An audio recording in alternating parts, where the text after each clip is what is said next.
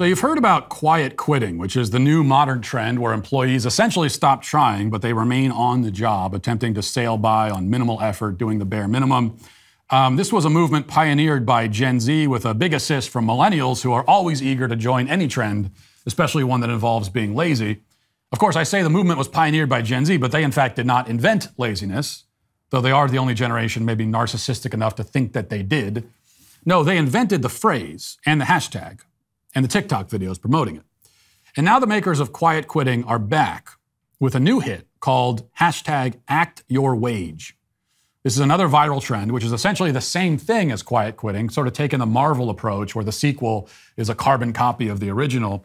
The Act Your Wage trend, which has taken off on TikTok, is apparently best explained by this viral video, which has millions of views, from TikTok user Sarai Marie.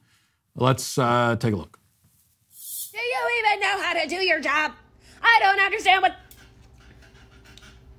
Hey, Veronica, I'm going to have you take this home and work on it tonight, okay? Respectfully, Susan, I'd rather spend time with my family. Veronica, did you just decline the Zoom meeting that's at 6:30 tonight? Oh, yeah, I did. I did do that. Yeah, because it's outside of my working hours, 9 to 5, so I won't be attending. All right, Veronica, I do need you to be available during your vacation, okay?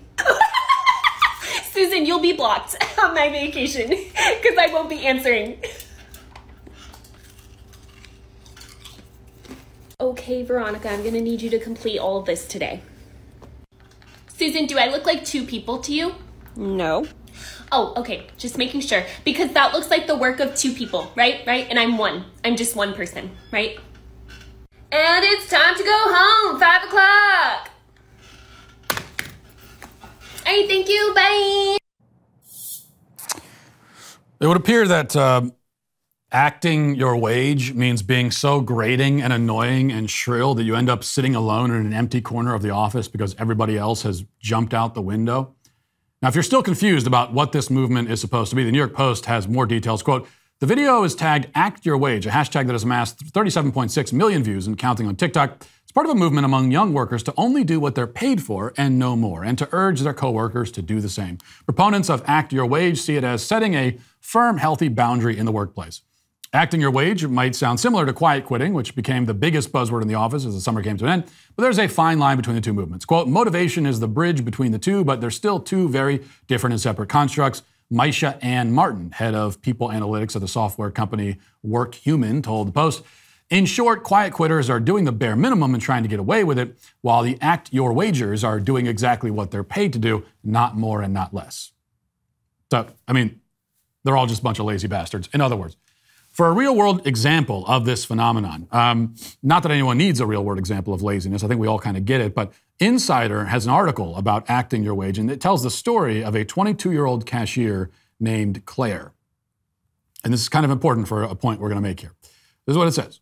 Claire is adamant about acting your wage. She's watched cycle after cycle of the store being fully staffed where workers feel they can have a life outside of the job, and then something happens to upset the balance, whether it's management changing workers' hours or a particularly demanding customer, and coworker after coworker walks out. Quote, if the job is something I can do and it's not taking from my life more than it gives, i.e. the money, then I can withstand fussy customers and strange management. I can brush all that off, she said.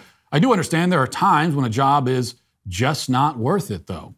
For Claire, who makes about $13 an hour in Texas, the job is still worth it, but that's because she acts her wage. She does what she's expected to do, but doesn't take on more or stretch herself more than she needs to. It's another side of quiet quitting, and it's a practice that she thinks is especially important for Gen Z. Quote, I have control over when I show up and when I leave, she said. While I'm there, I'm going to try at least to do as I'm told, but I'm not going to do a 9 to 9.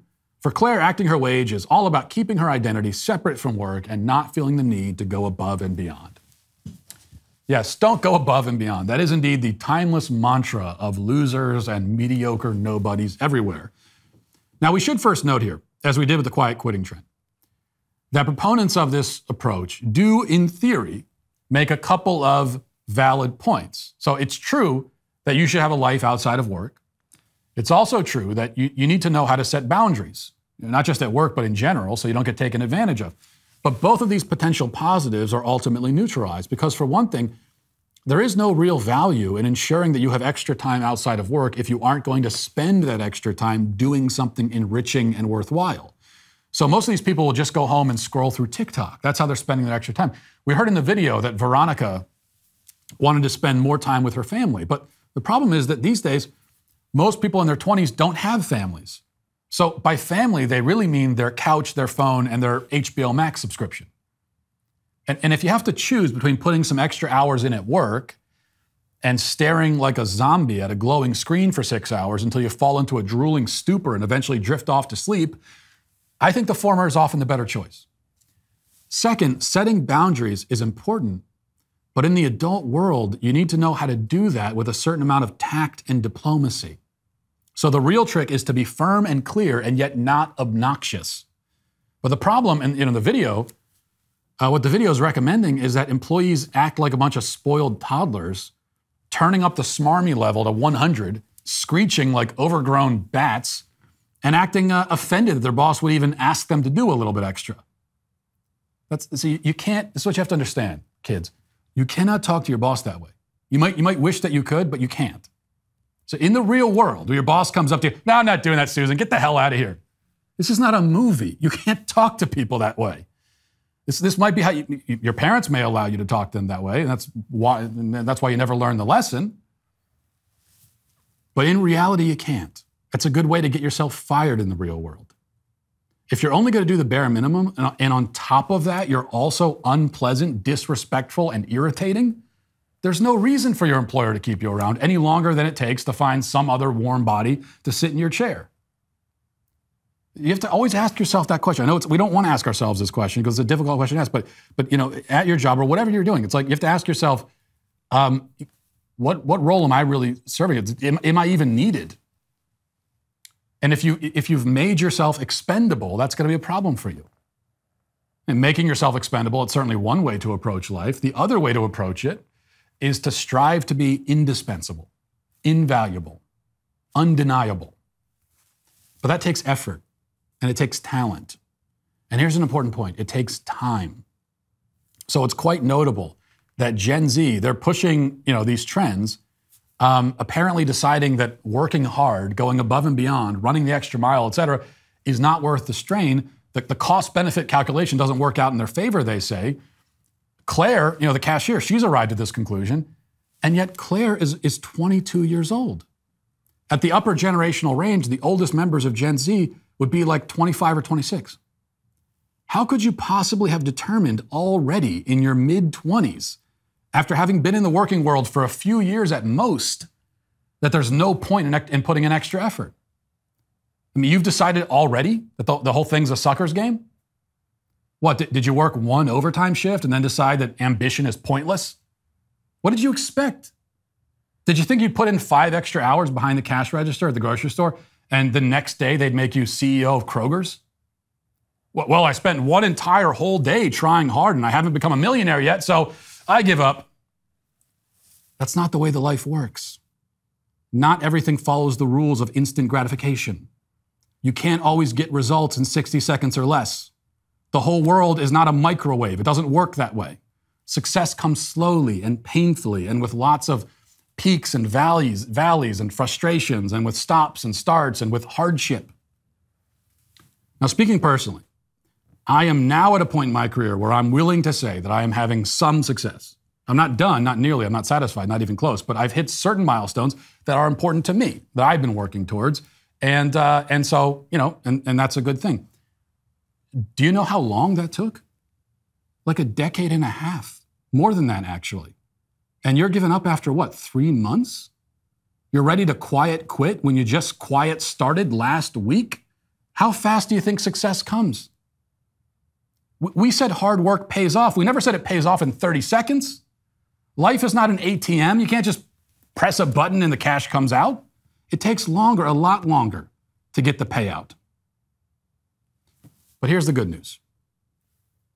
If you're a younger person and you're just starting out in your career, the deck has been cleared. Okay, many of your peers are settling for mediocrity already. They haven't even tried yet, and they've decided that there's no point in trying. They totaled their cars on the first speed bump they came across. They ran into a mild breeze and were knocked on their asses and have no interest in getting up. This is an opportunity for you if you're not one of those people. As long as you have slightly more fortitude and a slightly better work ethic than all those other losers, you have an opportunity.